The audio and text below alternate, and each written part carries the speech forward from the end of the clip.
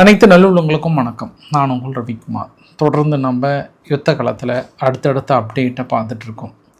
நேற்று இரவு விடிய அமெரிக்கா தாக்கல் நடத்தியதற்கு விடிந்ததுக்கப்புறம் ஈரான் இங்கே இருக்கக்கூடிய அமெரிக்க நிலைகள் மீதும் குவைத்தில் இருக்கக்கூடிய இன்ஃப்ராஸ்ட்ரக்சர்ஸ், பெரிய அளவுக்கு குவைத்தில் இருக்கக்கூடிய டீசாலினேஷன் பிளான்ட்டு, எண்ணெய் கிடங்குகள் மீதும் மக்கள் பயன்படுத்துகிற நிலைகள் மீது தான் அதிகமாக தாக்கல் நடத்தியிருக்காங்க. பதிலுக்கு பதில், எங்களுக்கு அமெரிக்கா கிடைக்கல, நீங்கள் எங்களுக்கு கிடைச்சிட்டிங்க, அதனால் உங்களை தான் நாங்கள் அடிக்க போகிறோன்ற மாதிரி ஈரான் தரப்பில் தொடர்ந்து இங்கே இருக்கக்கூடிய அரபு நாடுகள் அடிச்சிருக்காங்க. சவுதி அரேபியா மீது முதல் முறையாக அடிச்சிருக்காங்க. இந்த மாதிரி பல அதிரடி தாக்குதல்களும் பற்றி எரிகிறதா அமெரிக்க நிலைகள், அந்த ஆங்கிளில் தான் பார்க்க முடியும். ஏன்னா அமெரிக்க சோல்ஜர்ஸ் நிறைய பேர் நிச்சயம் இழந்திருப்பாங்கன்ற மாதிரி ஈரான் தரப்பில் சொல்லியிருக்காங்க. பதிலுக்கு அமெரிக்கா என்ன எடுக்க போகிறாங்க, சுற்றி இருக்கக்கூடிய சம்பவங்கள் என்ன, நிலவரங்கள் என்ன, வாங்க நண்பர்களே.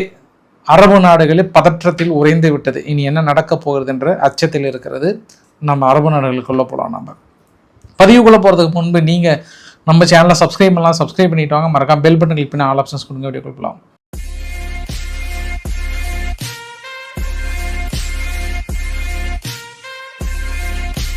நம்ம முதல்ல தாக்குதல் நடந்த நிலவரங்களையும் அதற்கான பதிவுகளையும் பார்த்து விடுவது நல்லது. குவைத்து தான் பெரும்பாலும் பதில் தாக்குதலில் அதிகமாக பாதிக்கப்பட்டிருக்கு. ஏன்னா ஈரான் என்ன பண்ணுறாங்க, நேற்று இரவு அமெரிக்கா ஒரு 7க்கு மேலே அவங்களுடைய ரோடு இன்ஃப்ராஸ்ட்ரக்சர்ஸ், பந்தர் அம்பாஸுக்கு வரக்கூடிய மிக முக்கியமான பாதைகள் எல்லாமே அழிச்சதுக்கப்புறம் பதிலுக்கு பதில் அவங்க எப்படி எங்கள் நிலைகள் அடிக்கிறாங்களோ அதே மாதிரி தான் நாங்கள் இனி அரபு நாடுகளோட நிலைகளை மொத்தமாக அடிக்க போகிறோன்ற கான்செப்டில் ஃபஸ்ட்டு குவைத்து மீது தான் அதிகமான தாக்குதலை எடுத்தாங்க. அவங்க குவைத்தில் தாக்குதல் அப்படின்னா அங்கே அப்துல்லா செக்யூரிட்டி சயின்ஸ் அகாடமின்னு ஒன்று இருக்குது. அந்த கம்ப்ளீட்டாக அடிச்சிட்டாங்க. அதுக்கான பதிவுகள் ஒன்று பார்க்க முடிகிறது. இன்னொன்று என்ன மேங்கஃப்னு சொல்லிட்டு இன்னொரு முக்கியமான பகுதி ஒன்று, மேபி அது எண்ணெய் கிடங்களாக இருக்கலாம், அந்த இடத்துலையும் தாக்குதல். மூன்றாவது அங்கே இருக்கக்கூடிய டீசாலினேஷன் பிளான்ட் ஒன்று அடிச்சிருக்காங்க. இந்த 3 தாக்குதல் மட்டும் இல்லாமல் இன்னும் பர்டிகுலராக அங்கே ஒர்க் பண்ணுற ஃபயர் ஃபைட்டர்ஸ் இப்போ பற்றி எரிஞ்சிட்டு இருக்கும்போது அணைக்க போயிருக்காங்க, அவங்க மீதும் தாக்கல் நடத்தியிருக்காங்க. இன்றைக்கி விமான நிலையங்கள் எல்லாமே கொஞ்சம் பதற்றமான ஒரு சூழ்நிலை வந்து விட்டது. குவைத் என்ன சொல்கிறாங்கன்னா, தனது கடுமையான கண்டனங்களை தெரிவித்திருக்கிறது. அது எப்படி நீங்கள் எங்களோட ஆயில் ஃபெசிலிட்டிஸ் மீதும் எங்களோட பவர் பிளான்ட் மீதும் எங்களோட வாட்டர் டீசாலினேஷன் பிளான்ட் மீது நீங்கள் தாக்கல் நடத்தலான்றாங்க. முழுக்க குவைத்தை நிலைக்குலைய வைக்கிற திட்டத்தில் இருக்காங்க. ஆனால் பாவம் குவைத்து தான் ரொம்ப கஷ்டப்பட்டு போயிட்டு பேச்சுவார்த்தைக்கு ரொம்ப கஷ்டப்பட்டாங்க. போர் நேரெலாம் போயிட்டு தெஹரானை பார்த்துட்டு வந்தாங்க, ஈரான் இது மாதிரிலாம் பார்த்துட்டு வாங்கன்ட்டு. ஆனால் ஈரான் நான் மறுபடியும் அது ரொம்ப அழுத்தம் திருத்தமாக இன்னொரு பதிவு இந்த இடத்துல சொல்ல விரும்புகிறேன்.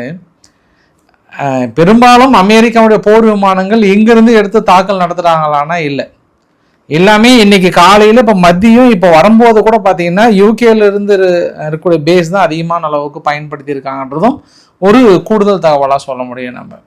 அப்போ ஈரான் ஒரு வார்த்தையை அழுத்தம் திருத்தமாக சொல்கிறாங்க, இனி அரபு நாடுகளுடைய ஒட்டுமொத்த இன்ஃப்ராஸ்ட்ரக்சர்ஸ் மீது நாங்கள் தாக்கல் நடத்துவோம். ஏன்னா நீங்கள் அவங்க நிலைகள் அவங்களுக்கு அந்த அமெரிக்க நிலைகளை கொடுத்து இடமளித்திருக்கின்ற ஒரே ஒரு காரணத்தினால் நாங்கள் நடத்துகிறோம். ரைட்டு. இப்போ அமெரிக்கா உங்களுக்கு இடங்கள் கொடுத்துட்டாங்கன்னா நீங்கள் பதிலுக்கு அமெரிக்க நிலைகளை அடிக்கலாம். பதிலுக்கு அவங்களுடைய இன்ஃப்ராஸ்ட்ரக்சர்ஸையும் பதிலுக்கு பதில் அடிச்சிங்க அப்படின்னா அப்புறம் எதுக்கு நீங்களாம் பங்காளிங்கன்னு சுற்றிட்டு இருக்கீங்கன்ற ஒன்று. பதிலுக்கு அவங்களும் கேட்பாங்க, அவங்க பங்காளிங்கன்னா ஏன் அவங்க நிலைகளை பயன்படுத்தி எங்களை அடிக்க வைக்கிறாங்கன்னு கேட்பாங்க. ஆனால் இதுவரை நான் மறுபடியும் 2வது தடவையாக சொல்கிறேன், இங்கே இருக்கக்கூடிய அரபு நாடுகள் எந்த அமெரிக்க விமான நிலையங்களிலிருந்தும் போர் விமானங்கள் புறப்பட்டு தாக்கல் நடத்தவில்லை, எதற்காகவும் அதை பயன்படுத்தவில்லை.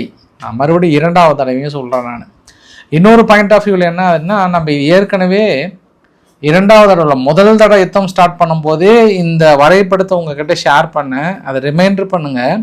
நாளையிலிருந்து ஒன்று அடிக்க ஆரம்பிக்க போகிறாங்க. இந்த வரைபடத்தில் என்னென்னா, இதுதான் அரபு நாடுக்குள்ளே ஒட்டுமொத்த டீசாலினேஷன் பிளான்ட்டு.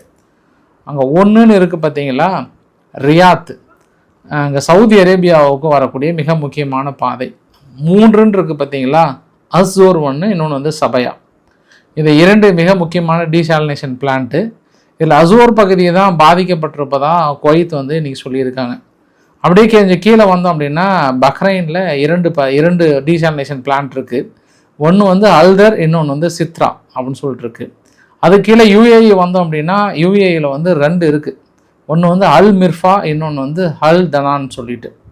அதுவும் குறிப்பாக தோஹாவில் பார்த்தோம் அப்படின்னா ராஸ் அபாஸ் ஃபேண்டாஸ், அப்புறம் வந்து உமா ஹல்தல்லன்னு சொல்லிட்டு. அதுக்கப்புறம் அங்கே மேலே துபாய் பக்கத்துலேயே வந்து ஜபல் அலின்னு சொல்லிட்டு இருக்கு. இதுதாங்க மிக முக்கியமான டீசாலினேஷன் பிளான்ட். அப்புறம் ஜெடா பக்கத்தில் இந்த பக்கம் சவுதி அரேபியா எண்டில் இருக்குது. இதெல்லாம் நோட் பண்ணிக்கோங்க. இதெல்லாம் நம்ம எப்போ நம்ம பேசணும், ஃபஸ்ட்டு இஸ்ரேல் உள்ள நுழைஞ்சு தாக்கல் நடத்தும் போது நாங்கள் அவங்களோட நீர்நிலைகளை அடிக்க போகிறோம் அப்படின்னு உடனே ஈரான் வந்து விடப்பட்ட எச்சரிக்கை சொன்னதுக்கப்புறம் ஈரான் இங்கெல்லாம் அடிப்பாங்க பாசிபிள் இருக்குதுன்னு நம்ம அப்போ டிஸ்கஸ் பண்ணது இப்போ நடக்குது பாருங்கள். எப்போ பிப்ரவரி மார்ச் சமயத்தில் நம்ம டிஸ்கஸ் பண்ணது இன்றைக்கி தாக்கல் நடத்துகிறாங்க. ஃபஸ்ட்டு குவைத்து, அதுக்கப்புறம் ஒவ்வொரு நிலைகளாக நான் வரேன் அப்படின்னு சொல்லியிருக்காங்க. அதற்கு ஈரான் சொல்லப்படுகிற மற்றொரு வார்த்தை என்ன அப்படின்னா, இன்றைக்கி வந்து இந்த ஹார்மோஸ் ப்ராமினன்ஸில் எங்களோட டீசாலினேஷன் பிளான்ட் அடிச்சிட்டாங்க. அந்த டீசாலினேஷன் பிளான்ட்னால ஒரு 20 கிராமங்கள் பாதிக்கப்பட்டுருச்சு, ஒரு 10,000த்துக்கு மேற்பட்ட மக்கள் தண்ணி இல்லாமல் இருக்காங்கன்னு சொல்லிட்டு அவங்களோட ஸ்டேட் மீடியா வந்து நான் மறுபடியும் 2வது தடவையாக ரவிக்குமார் ஆர்கே சேனல்லையும் போட்டு நான் மறுபடியும் இதில் நான் காட்ட விரும்புகிறேன். நான் இந்த 2 பதிவுமே நான் ஏன் சிரிக்கிறேன்னா, ஒரு டீசாலினேஷன் பிளான்ட் அப்படின்றது வந்து சாதாரண விஷயம் கிடையாது. பல கோடி கொட்டி செலவு பண்ணுகிற மிகப்பெரிய ஒரு பிளான்ட். அது ஒரு மோட்டார் ரூமையும் ஒரு மோட்டரையும் காட்டி தாக்கல் நடத்தி டீசாலினேஷன் பிளான்ட் அடிச்சிட்டாங்கன்னு ஒட்டுமொத்த ஊடகமும் இதை ஓடி வந்து சொல்கிறாங்க. அல் ஜசீரா சொல்கிறாங்க, இன்னும் அரபு நாடுகள் பத்திரிகை ஃபுல்லாகவே வந்து இந்த ஒரு பாயிண்ட்டை சொல்கிறாங்க. ஈரானுடைய டீசாலினேஷன் பிளான்ட் அடிச்சிட்டாங்க, 10,000த்துக்கு மேற்பட்ட மக்கள், 30 கிராமங்கள் தண்ணி இல்லாமல் தவிக்குதுன்ட்டு. இன்னொன்று பைப் லைன் அடிச்சிட்டாங்கன்றாங்க. அந்த பைப் லைனே எனக்கு என்னமோ துருப்பிடிச்சி போய் அதை நிஜமாவே செயல்படுதா இல்லையான்றது எனக்கு டவுட் இருக்குது. நீங்கள் ஓடி வந்து இதை தான் காரணம்னு நீங்கள் சொல்கிறது, எனக்கு இந்த புகைப்படத்தையும் நான் உங்ககிட்ட காட்டுறேன், நான் இந்த வீடியோ பதிவும் காட்டுறேன் நான். பட் இதில் எனக்கு ஏதோ நான் எத்தனையோ தாக்குதல் நம்ம பார்த்துருக்கோம், வீடியோ பதிவும் நம்ம ஷேர் பண்ணியிருக்கோம். பட் இதில் ஈரான் சொல்லப்படுகிற இந்த குற்றச்சாட்டு நிச்சயமாகவே பெரிய அளவுக்கான ஒரு டீசாலினேஷன் பிளான்ட் அடிச்சிட்டாங்களான்னா எனக்கு இல்லை.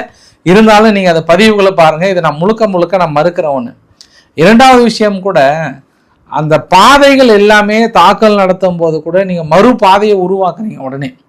இன்றைக்கி கூட அந்த பந்தர் அபாஸ் பகுதியை முழுமையாக ஒரு அடியில் டனல் ஒன்று இருக்குது. அந்த டனல்லையும் அடுத்த 24 மணி நேரத்துக்குள்ளே நீங்கள் செயல்பாட்டுக்கு கொண்டு வந்துட்டீங்க. உங்களுடைய நிஜமான டீசாலினேஷன் பிளான்ட்டை அடிச்சுட்டு நீங்கள் குவைத்தை அடிச்சிருந்தீங்கன்னா அதில் ஒரு நியாயம் இருக்குன்னு பார்க்குறேன். சும்மா ஒரு மோட்டர் ரூமையும் ஒரு பம்பையும் அது ஓடாத ஒரு பைப்பையும் வச்சு நீங்கள் ஒரு ஃபோட்டோவை போட்டு எங்களோட டீசாலினேஷன் பிளான்ட்டே போச்சு, பாதி ஈரானுக்கு தண்ணி இல்லை, தண்ணி இல்லாமல் தடுமாறுறாங்கன்னு உங்களோட ஸ்டேட்ஸ் மீடியா வந்து இந்த ஒரு சேனல்லையும் இந்த ஒரு பதிவையும் இந்த ஒரு வீடியோ பதிவையும் ஷேர் பண்ணுறதா ஏதோ எங்கேயோ இடிக்குது அப்படின்னு நம்ம சொல்ல முடியும்னு நினைக்கிறேன் நான். சரி, இது அவங்க பங்காளிகளுக்குள்ளே இருக்கிற பிரச்சனை, அவங்க பேசி தீர்த்துக்கிறாங்க. அது இல்லாமல் ஜிசிசியினுடைய செக்ரட்டரி வந்து சொல்லிட்டாரு, ஈரான் தனது கடுமையான கண்டனத்தை தெரிவித்துக் கொள்கிறேன், தன் வரம்பு மீறி எல்லை மீறி நீங்கள் தாக்கல் நடத்தி கொண்டிருக்கிறோம், ஒருபொழுதும் எங்களால் ஏற்றுக்கொள்ள முடியாதுன்னு டெய்லி அவங்க போட்டுக்க வேண்டியதுதான். பட் ஜோர்டனுடைய விமான நிலைகள் என்ன, ஜோர்டனுடைய அல்சாட்டி விமான நிலைகள் மீது 2 பெரிய தாக்குதல் காலையிலிருந்து ஒரே புகை மண்டலமாக இருக்குது. சரி, நான் கூட டவுட்டாக தான் சொன்னேன். அதுக்கப்புறம் ஈரான் வந்து சத்தியம் பண்ணி சொல்கிறாங்க, கற்பூரம் ஏற்றி சத்தியம் பண்ணி ஒரு 15 வீரர்கள் இறந்து போயிட்டாங்க, நீங்கள் எண்ணிக்கோங்க, நாங்கள் அடி அந்த மாதிரி சும்மா உங்களால் தப்பிக்கவே முடியாதுன்றாங்க. காலையில் அதிகாலையில் ஒரு தாக்குதல், மதியம் ஒரு தாக்குதல், சாயந்தரமும் ஒரு தாக்குதல். அப்போ ஜோர்டனில் இருக்கக்கூடிய நிலைகள் வந்து பெரிய அளவுக்கு பாதிக்கப்பட்டிருப்பதாக அங்கே வருகின்ற பதிவுகள் எல்லாமே அப்படி தான் அவங்களும் சொல்கிறாங்க. அதுவும் சிபிசி போன்ற நியூஸ் சேனல்லாம் என்ன சொல்கிறாங்கன்னா, கண்டிப்பாக அந்த சால்ட்டி ஏர்பேஸ் இருக்கு இல்லையா, அங்கேயும் ஃபைசல் ஏர்பேஸ்ன்னு இருக்கு இல்லையா, இந்த இடத்துலையும் செவரல் நிறைய அமெரிக்க வீரர்கள் வந்து இன்ஜூர்ட் ஆகிருப்பாங்க அப்படின்ற மாதிரி சொன்னாங்க. காலையில் உங்ககிட்ட சந்தேகமாக சொன்னேன், காலை பதிவு முழுசாக பார்த்தவங்களுக்கு தெரியும், ரவிக்குமார் சோமு சேனலில் 18வது பதிவில் சவுதி அரேபியாவில் 2 இடத்துல, ஒன்று வந்து யான்பு, இன்னொன்று அல்கராஜ், திடீர்னு ஒரு ரெட் சைரன் பயங்கரமாக ஒழிச்சிட்டு இருந்ததுங்க. அட்டாக்கா என்னன்னு தெரியலனால அட்டாக் தான் அது. யான்பு பகுதியிலையும் அல்கராஜ் என்ற பகுதியிலும் சவுதி அரேபியா தனது கடுமையான கண்டனங்களை தெரிவித்திருக்கிறது. இன்று மட்டுமே 6 கப்பல்கள் மீது தாக்கல் நடத்தியிருக்கிறது ஈரான். இந்த வரைபடத்தை பாருங்கள். இந்த வரைபடம் வந்து சும்மா அப்ராக்சிமேட்டாக தான், நம்மளுக்கு ஃபுல்லாக நாளைக்கு தான் கிடைக்கும். உங்களுக்கு காலையில் உங்களுக்கு டீட்டெயிலாக சொல்லிடுறேன். இதில் வந்து சிரிக் அப்படின்ற ஒரு பகுதியில் மஞ்சள் கலர் எல்லாமே ஈரான் அட்டாக் பண்ணது. அந்த மஞ்சள் கலர் இருக்கிற பகுதியில் பார்த்தீங்கன்னா 4 ஷிப்பு நிறுத்த சொல்லியிருக்காங்க. மிசைல் அண்ட் ட்ரோன் மூலிமா தாக்கல் நடத்தியிருக்காங்க. 2 ஷிப் என்ன பண்ணியிருக்கு, கன்னி வெடிகள் இருக்கக்கூடிய பகுதியில் போக வச்சு அந்த ஷிப் வந்து டோட்டலாக பாதிக்கப்பட்டிருக்கு. ஒட்டுமொத்தமாக 6 ஷிப் வந்து தாக்குதலுக்கு இலக்காக்கப்பட்டிருக்கிறது. ஈராக்கில் எர்பில் அண்டு சுலைமானியா இந்த 2 பகுதியை பார்த்துக்கோங்க. அந்த பகுதியில் பகல் முழுவதும் அடுத்தடுத்த ஏவுகணைகளும் ட்ரோன் மூலயமாவும் தாக்கல் நடத்தியிருக்காங்க. காரணம் என்ன அப்படின்னா, IRGCனுடைய 62வது பெட்டாலியன் என்ன சொல்கிறாங்கன்னா, இன்றைக்கி ஒரு 7-8 பேர் வந்து ஊடுருவ முயன்றதாகவும், அதை நாங்கள் சுட்டு வீழ்த்தப்பட்டதாகவும், அந்த இடத்துல ஹெவி கன் கிளாஸ் இருந்தாலும் திருப்பி சுட்டதாகவும் சொல்கிறாங்க. அது ஸ்டேட் மீடியா சொல்கிறாங்க. நாளைக்கு தான் அது கன்ஃபார்மாக தெரியும். இல்லை வேறு ஏதாவது நியூஸுக்காக தாக்கலுக்காக சொல்கிறாங்களான்றதை நம்ம அதை பொறுத்து இருந்து பார்க்கணும். ஆனால் அந்த பகுதியில் ஊடுருவல் முயற்சி இருக்கிறது. அதனால் இந்த இடத்துல கடுமையான தாக்குதல்றாங்க. அவங்க பாவம் குர்திஸ் நிலைகள், ஏப்பா நாங்கள் எங்கப்பா உள்ளே வந்தோம், நாங்களே அம்போன்னு இருக்கிற எங்களை போட்டு இந்த அடின்னு அடிக்கிறீங்களே. காட்டு பகுதி பற்றி எரிய ஆரம்பிச்சிருச்சு. அவங்களுடைய ஆயுத குடோன்கள் செகண்டரி எக்ஸ்ப்ளோசிவ் வந்திருக்கு. மறுபடியும் இன்னைக்கு காலையிலிருந்து ஈராக்குடைய நிலைகளை விட்டு வைக்காமல் தொடர்ந்து தாக்குதலை நிகழ்த்தியிருந்தாங்கன்றதும் ஒரு கூடுதல் பதிவு. இன்று பகல் நேரத்தில் அவங்க நேரப்படி, ஈரான் நேரப்படி ஒரு 12:30க்கு இஸ்ஃபஹான் பக்கத்தில் திடீர்னு ஒரு எக்ஸ்ப்ளோசிவ், அது தாக்கல் நடத்தினதா இல்லை வேறு என்ன ட்ரோன் தாக்கலான்னு தெரில. அங்கே பெரிய ஒரு எக்ஸ்ப்ளோசிவ் இருந்தது. ஃபுட்டேஜும் பார்த்தாவே அங்கேருந்து புகை மண்டலமாக தெரியுது. அது என்ன நடத்தியிருக்காங்கன்றது தெரியல. மறுபடியும் ஹார்மூஸ் ப்ராவினன்ஸில் ஒரு தாக்குதல் மதியத்துக்கு மேலே வந்து ஈரான் தாக்கல் நடத்தியிருந்தாங்க.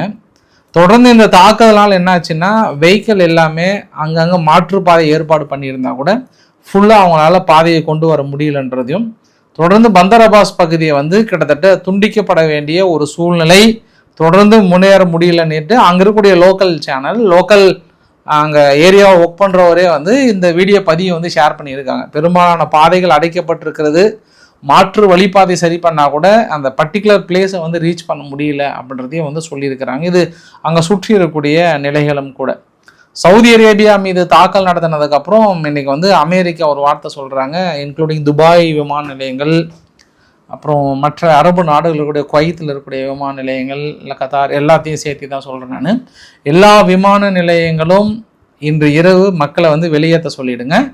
முடிஞ்ச அளவுக்கு சேஃபாக இருந்துக்கோங்க. ஏன்னா இனி விமான நிலையங்கள் மீதும் மக்கள் மீதும் தாக்கம் நடத்துறது வாய்ப்புகள் இருக்குது. இன்று இரவு முடிஞ்ச அளவுக்கு கொஞ்சம் ஹோல்டு பண்ணுங்கன்னு இருக்காங்க. அப்படின்னா இன்று இரவு நிறைய தாக்கல் நடத்துவதற்கான வாய்ப்புகள் இருக்குதுன்னு நினைக்கிறேன். ஏன்னா இப்பயே ஒரு சில போர் விமானங்கள்லாம் கிளம்பி வந்ததாக அங்கே இருக்கக்கூடிய தகவல் இருந்த வட்டாரங்கள் சொல்லப்படுகிறது. அதற்கு தான் இன்றைக்கி ஈரானுடைய IRGC வந்து இறுதியான ஒரு எச்சரிக்கையை ஒரு நீண்ட நெடிய பக்கத்தையும் கொடுத்துட்டாங்க. பாயிண்ட் நம்பர் 1, நாங்களும் பாகிஸ்தானுக்கு இடையில போட்ட அந்த சிக்னேச்சர் MOU இருக்கு இல்லையா, அது அவ்வளோதான். அது டிஜிட்டல் சிக்னேச்சர்லாம் போட்டாங்க, தூக்கி அப்படின்னு உடைச்சிட்டாங்க. அவ்வளோதான். இனி பேச்சுவார்த்தை என்பதே எந்த காலத்திலும் கிடையாது. இனி அட்டாக்கிங் மோடு தான். நாங்கள் இனி அட்டாக் மட்டும்தான் வந்து பதில் சொல்லும் அப்படின்னு சொல்லிட்டாங்க. சம்பவம் நம்பர் 1. சம்பவம் நம்பர் 2, அமெரிக்க நிலைகள் வெளியேறும் வரை இனி அரபு நாடுகளை விட்டு வைக்க மாட்டோம். எங்களுக்கு பங்காளிகளும் கிடையாது, சொந்தக்காரங்களும் கிடையாது. நாங்கள் ஒரு அனாதை மாதிரி தான். அதனால் அடித்து பிரித்து மேய போகிறோம். இனி யாரும் எந்த முகத்தை வச்சுட்டு எங்கிட்ட வந்து பேசாதீங்க அப்படின்னு அடிக்கிறாங்க. அடின்னு அடிக்க போகிறாங்க அப்படின்ட்டாங்க. உங்களுடைய இன்ஃப்ராஸ்ட்ரக்சர்ஸ் பதிலுக்கு பதில் தான் எல்லா நடவடிக்கைகளும் இருக்கும். நாங்கள் இன்றைக்கி நடத்திய தாக்குதல் சவுதியும் இன்க்ளூடு சேர்த்து தான் அடிச்சிருக்கோம். சவுதியும் அடிச்சிருக்கோம், மற்ற எல்லா பகுதிகளும் சேர்த்து தான் அடிச்சிருக்கோம். இது நாங்கள் இறுதி எச்சரிக்கையாக நாங்கள் சொல்கிறோம் அப்படின்னு சொல்லிட்டு அடுத்த பாயிண்ட் தான் ரொம்ப முக்கியம். குறிப்பாக இஸ்ரேல் கடந்த 2 நாட்களாக இஸ்ரேலுடைய விமான நிலையங்கள் பயன்படுத்தப்படுகிறது தெரிகிறது. ஆனால் இனி எங்களுடைய தாக்குதல் இஸ்ரேலை நோக்கி இருக்கும். அதையும் நாங்கள் இறுதியாக எச்சரிக்கை கொடுக்கிறோம். இது இஸ்ரேலுக்கான இறுதி எச்சரிக்கை அப்படின்ற ஒரு வார்த்தையும் சொல்கிறாங்க. அப்போ இஸ்ரேல் இதற்காக தான் காத்து கொண்டிருப்பார்களா? எப்போ ஈரான் வந்து தாக்குதல் நடத்தும் பட்சத்தில் இஸ்ரேல் உள்ளே வந்தது அப்படின்னா இன்னும் இந்த பிரச்சனை வந்து இன்னும் விவகாரமாகி பெருசாகும். எனக்கு இஸ்ரேலை விட அமெரிக்கா கொஞ்சம் டீசெண்டாக அப்படியே மெதுவாக தாக்கல் நடத்திட்டு போயிட்டுருக்குறாங்க. இது அடுத்த கட்டத்துக்கு வந்து போயிடும். அது அடுத்த கட்டத்துக்கு அப்படின்னா நம்ம ஏற்கனவே சீசன் 1 சீசன் 2லையும் நம்ம பார்த்துருக்கோம். அந்த தாக்குதல்கள் பெரிய அளவுக்கு இருந்தது. அதனால் பாசிபிள் அவங்க இஸ்ரேல் அடிக்கிறாங்களான்றது பார்க்கலாம். ஏன்னா நம்ம சேனலில் தொடர்ந்து இந்த சீசன் 3 பார்க்குறவங்களுக்கு தெரியும். அவங்க ஈராக்கை அடிக்கலைன்னு சொன்னேன். ஈராக்கு எப்போ அவங்க ஈராக்குடைய பிரசிடென்ட் அமெரிக்கா போயிட்டு வந்தாரோ அங்கேருந்து அடின்னு அடிச்சிட்டாங்க. நேற்று தான் சொன்னேன், சவுதி அரேபியா மட்டும் தொடாமல் இருக்கிறாங்க, ஃப்ரெஷ்ஷாக இருக்கிறாங்கன்னாங்க. பார்த்தா சவுதி அரேபியாவை இன்னைக்கு பொடேன்னு 2 அடி அடிச்சிட்டாங்க.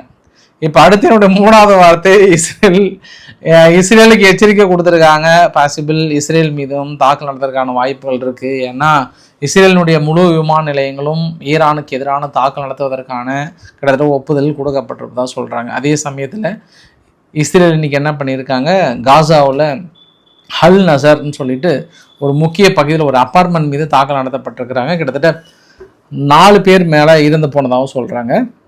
சதன் லெபனான்லையும் தாக்குதல். சதன் லெபனானில் ரோந்து பணியில் ஈடுபட்ட லெபனானுடைய ஆர்மி வெஹிக்கிள் ஒன்று கன்னி வெடியில் மாற்றி வெடித்து ஒருத்தர் இறந்து போனதாகவும் சொல்கிறாங்க. அதனால் அந்த பகுதியில் கொஞ்சம் ரிஸ்காக தான் இருக்குது. பக்ரைன் தனது இறுதி எச்சரிக்கை, மக்களே, குவைத் மக்களே, யாரும் அவ்வளோ சீக்கிரம் தேவையில்லாமல் வெளியே வர வேண்டாம், அதனால் கொஞ்சம் பத்திரமா பார்த்து சூதானமாக இருந்துக்கோங்கன்னு சொல்லியிருக்காங்க. இது அங்கே இருக்கக்கூடிய ஒட்டுமொத்த நிகழ்வுகள். இந்த வீடியோவோட நிறைவு பகுதியில் இஸ்ரேலினுடைய பார்லிமெண்ட் கலைக்கப்பட்டதாக அனௌன்ஸ் பண்ணுறாங்க. அக்டோபர் 27 மறுபடியும் தேர்தல் நடத்துவதற்கான முக்கிய இது அனௌன்ஸ் பண்ணிட்டாங்க. இப்போ இந்த இருக்கிற ஆட்சி சும்மா டெம்பரரி தான். 27 வரைக்கும் பெரிய முடிவுகள்லாம் எடுக்க முடியாது. பட் யுத்த காலங்களில் தாக்கல் நடக்கும் பட்சத்தில் தாக்குதலுக்கான முடிவு எடுக்கலாம்.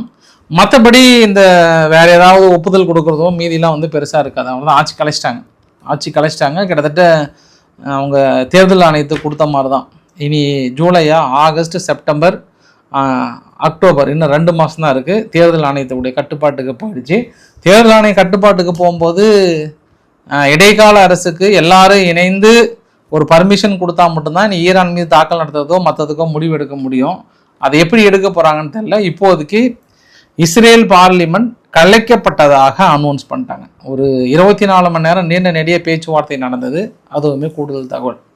நான் ஃபைனலாக வரைபடத்தோடு முடிக்கணும்னு நினைக்கிறேன். நான் இன்றைக்கி மாஸ்கோவில் பார்த்தீங்க அப்படின்னா நாகனிக்ஸ், அப்புறம் இன்னொரு பக்கத்தில் அது பேர் என்னது, எலக்ட்ரோஸ்டல்னு சொல்லிட்டு அமேசான் மாதிரியான வேர் ஹவுசஸ் உங்களுக்கு காட்டியிருந்தேன். இந்த 2 இடத்துலையும் டேம்போ அப்படின்ற இடத்துல இன்றைக்கி உக்ரைன் நடத்திய தாக்குதலில் ஒரு 8 பேர் பக்கம் இறந்து போனதாக சொல்கிறாங்க. ஏன்னா இவங்க பூத்தாக்குதல், அந்த 8 பேர் இறந்தாலுமே இவங்க சொல்லுவாங்க அவங்க தீவிரவாதிகள் தான் சொல்லுவாங்க.